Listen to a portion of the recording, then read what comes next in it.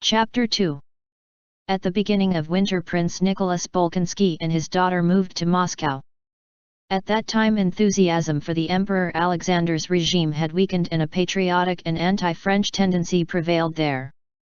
And this, together with his past and his intellect and his originality, at once made Prince Nicholas Bolkonski an object of particular respect to the Moscovites and the center of the Moscow opposition to the government.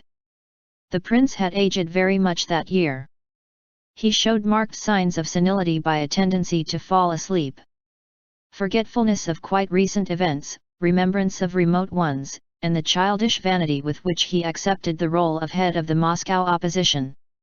In spite of this, the old man inspired in all his visitors alike a feeling of respectful veneration, especially of an evening when he came in to tea in his old-fashioned coat and powdered wig and, aroused by anyone, told his abrupt stories of the past, or uttered yet more abrupt and scathing criticisms of the present.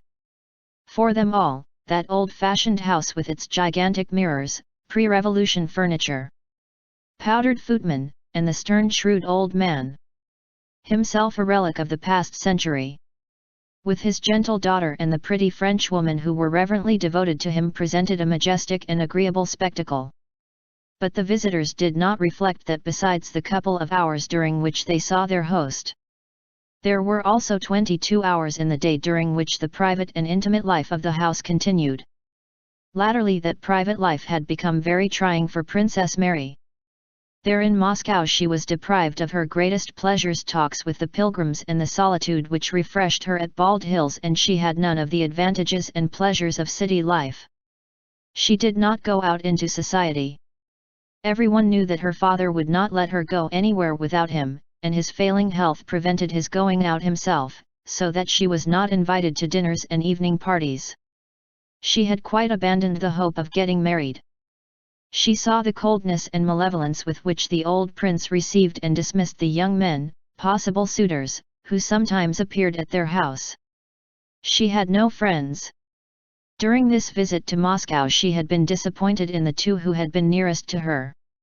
Mademoiselle Bourienne, with whom she had never been able to be quite frank, had now become unpleasant to her, and for various reasons Princess Mary avoided her.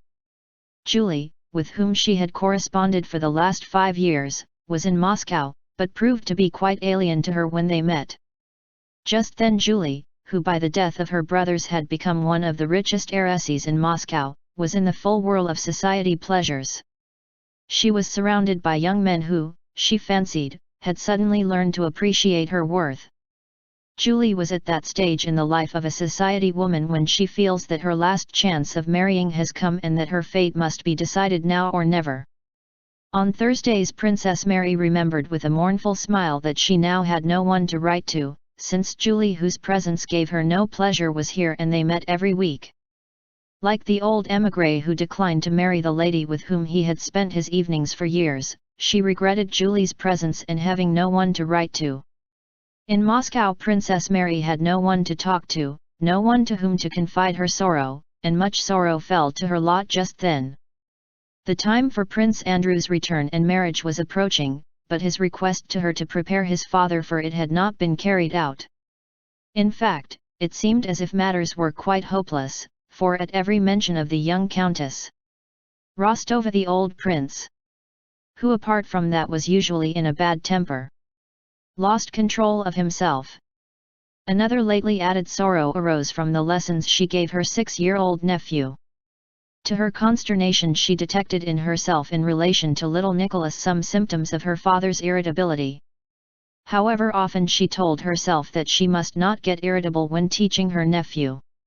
Almost every time that, pointer in hand, she sat down to show him the French alphabet, she so longed to pour her own knowledge quickly and easily into the child who was already afraid that Auntie might at any moment get angry that at his slightest inattention she trembled, became flustered and heated, raised her voice, and sometimes pulled him by the arm and put him in the corner. Having put him in the corner she would herself begin to cry over her cruel, evil nature, and little Nicholas, following her example, would sob, and without permission would leave his corner, come to her, pull her wet hands from her face, and comfort her. But what distressed the princess most of all was her father's irritability, which was always directed against her and had of late amounted to cruelty. Had he forced her to prostrate herself to the ground all night, had he beaten her or made her fetch wood or water, it would never have entered her mind to think her position hard. But this loving despot the more cruel because he loved her and for that reason tormented himself and her knew how not merely to hurt and humiliate her deliberately, but to show her that she was always to blame for everything. Of late he had exhibited a new trait that tormented Princess Mary more than anything else. This was his ever-increasing intimacy with Mademoiselle Bourienne. The idea that at the first moment of receiving the news of his son's intentions had occurred to him in jest that if Andrew got married he himself would marry Bourienne had evidently pleased him. And latterly he had persistently, and as it seemed to Princess Mary merely to offend her, shown special endearments to the companion and expressed his dissatisfaction with his daughter by demonstrations of love of Bourienne. One day in Moscow in Princess Mary's presence, she thought her father did it purposely when she was there. The old prince kissed Mademoiselle Bourienne's hand and, drawing her to him, embraced her affectionately. Princess Mary flushed and ran out of the room. A few minutes later Mademoiselle Bourienne came into Princess Mary's room smiling and making cheerful remarks in her agreeable voice. Princess Mary hastily wiped away her tears, went resolutely up to Mademoiselle Bourienne, and evidently unconscious of what she was doing began shouting in angry haste at the Frenchwoman, her voice breaking. "It's horrible, vile, inhuman, to take advantage of the weakness." She did not finish. "Leave my room," she exclaimed, and burst into sobs. Next day the prince did not say a word to his daughter, but she noticed that at dinner he gave orders that Mademoiselle Bourienne should be served first. After dinner, when the footman handed coffee and from habit began with the princess, the prince suddenly grew furious, threw his stick at Philip, and instantly gave instructions to have him conscripted for the army. "He doesn't obey. I said it twice. And he doesn't obey. She is the first person in this house. She's my best friend," cried the prince. "And if you allow yourself," he screamed in a fury, addressing Princess Mary for the first time, "to forget yourself again before her as you dared to do yesterday, I will show you who is master in this house. Go. Don't let me set eyes on you." "Beg her pardon." Princess Mary asked Mademoiselle Bourienne's pardon, and also her father's pardon for herself and for Philip the footman, who had begged for her intervention.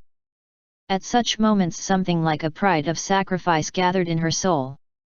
And suddenly that father whom she had judged would look for his spectacles in her presence, fumbling near them and not seeing them, or would forget something that had just occurred, or take a false step with his failing legs and turn to see if anyone had noticed his feebleness, or, worst of all, at dinner when there were no visitors to excite him would suddenly fall asleep, letting his napkin drop and his shaking head sink over his plate.